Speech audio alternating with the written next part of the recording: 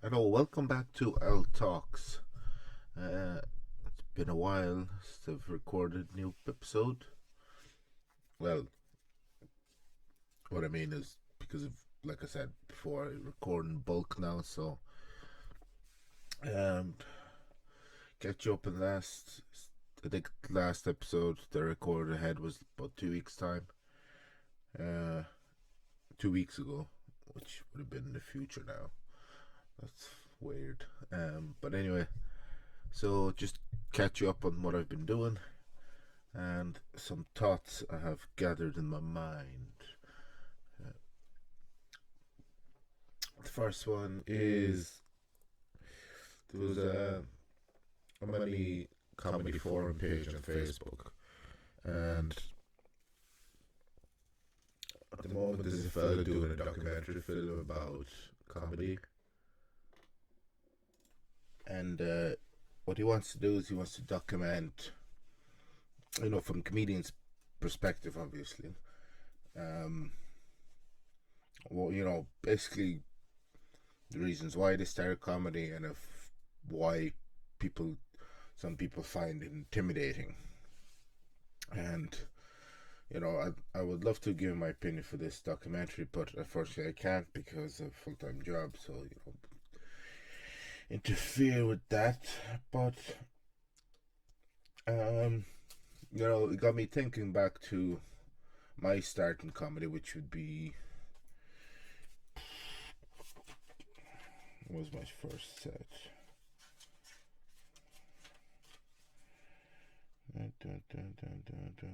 Yeah, 22nd of August 2019. So it's nearly 3 years. This summer will be 3 years of me doing comedy. And, it got me thinking back to my very first beginnings, those early days. It was a lot different than what it is now, I can tell you that much. But yeah, like if I was to, if I was to prepare, if I was to do this documentary, I would talk about it. What I would talk about is, yeah, it is intimidating because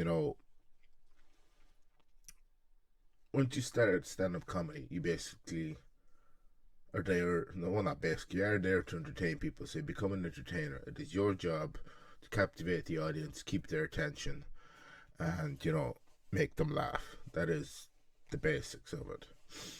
Um, so at times it can be difficult. There could be people talking in the audience. You could fumble a joke, stuff like that, nervousness and all that. But over time, you kind of, I'm not as bad with nervousness as I used to be, because when I first started out, I was very shy on the stage and stuff like that. It takes a while to build up confidence and things. So, but one thing that I did enjoy when I started out was having the support of my fellow comedians.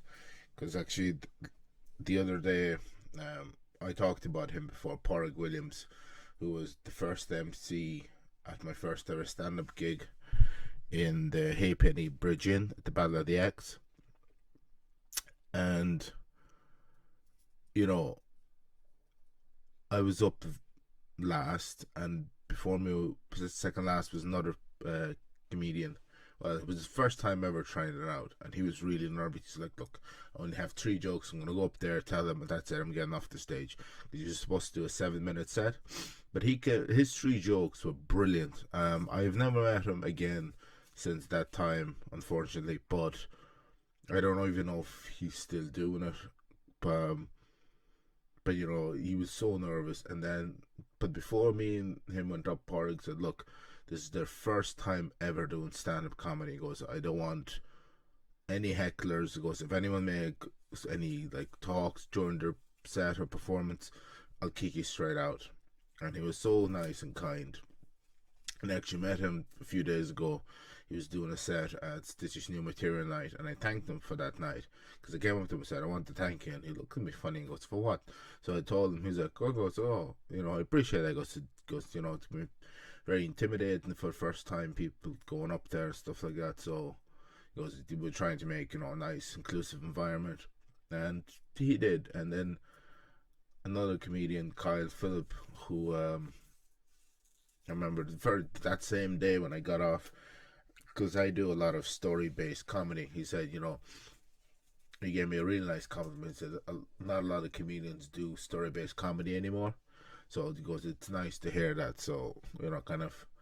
So this week has been kind of a little nostalgia trip back to between that documentary that's been shot. Like I said, I'm not a part of it, but it's an interesting thought popped into my head. And the fact I got to meet Kyle and Porg again, because I literally have not met them since that day. I think, yeah, I think so. Yeah, it was kind of nice to have that. What else? Yeah, I didn't do comedy for 2 weeks because Paddy's week I just can't because of work. The work was mental. So, uh, and then the week after, what happened there? The week after, can't exactly remember, but there was something else that happened. Oh yeah, the days that I had off just didn't work out for like I couldn't go down and do anything. So I did go and watch comedy shows that week though. So I went and watched my friend and my Mike Sable. They host a open mic called Crash and Burn in Chennai, which was brilliant because there was a South African comedian called Neil Green who that was his first ever set in Ireland, in Dublin specifically. And I mean, he's really funny comic. Like he's brilliant on stage. We had a great conversation afterwards about comedy and stuff. Um, Another great comedian that day came down for a guest spot. He was doing his closing out his tour in Ireland. Mike Rice, big up to Mike Rice. Mike Rice is a hilarious comedian. It's probably one of his jokes formulation is just so brilliant. Um, and then the next day, I went to the Crackdown and I got to meet Patrick McDonald. Now, Patrick McDonald would have played Owen McClove in Father Ted, which was a very popular comedy. I suppose you call it a sitcom, but it was on TV. So when I was a kid growing up, I remember watching Father Ted and then for me to meet him, it was brilliant. I did get a little starstruck towards the end. I'm not gonna lie, but yeah, definitely. His comedies, like I know him from TV. He was in the Savage Eye as well, and a couple of other things. But like his comedy is brilliant. Like he has a really funny bit about COVID and stuff, living in Ireland during COVID, and yeah, I mean, it was brilliant.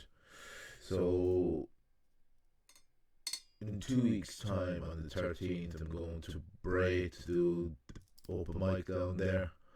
Um, all the preparation has been leading up to this, so to be honest, I'm confident with the material that I have.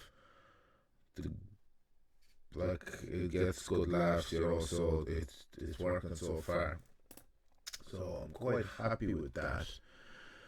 Um, I mean, yeah, there's nothing other I can say about that. Um, like yeah, I mean, I feel I'm prepared, so it's looking forward to it. I've never performed there before. I actually had to write a bio for it, so I had to write my own comedy bio. So I'll read it out to you actually because why not? It's quite funny, I think. Well,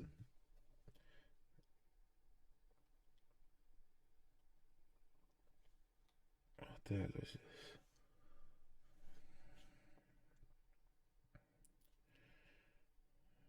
Um,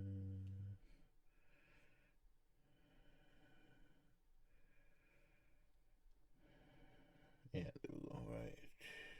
Da, da, da.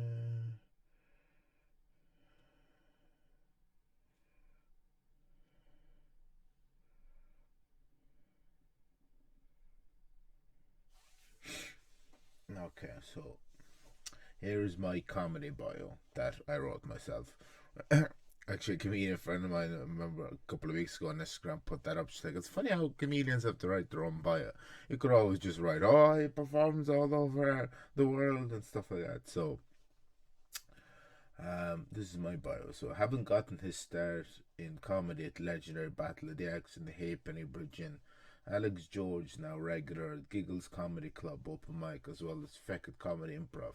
His story is about growing up in the harsh cold of Siberia and his step grandfather's craziness bring a unique twist to the Irish comedy scene. Now, that is a very basic one. I could have went more la la la grandiose sort of crap, but I kind of just looked at other people's ones that they wrote. That's why I used the line the Irish comedy scene. But I mean, I don't know what more I could have added to that, to be honest. But yeah, so that's that. Um, I will catch you another week, and thank you for all the support so far. And we shall see you all later. Thank you very much, folks.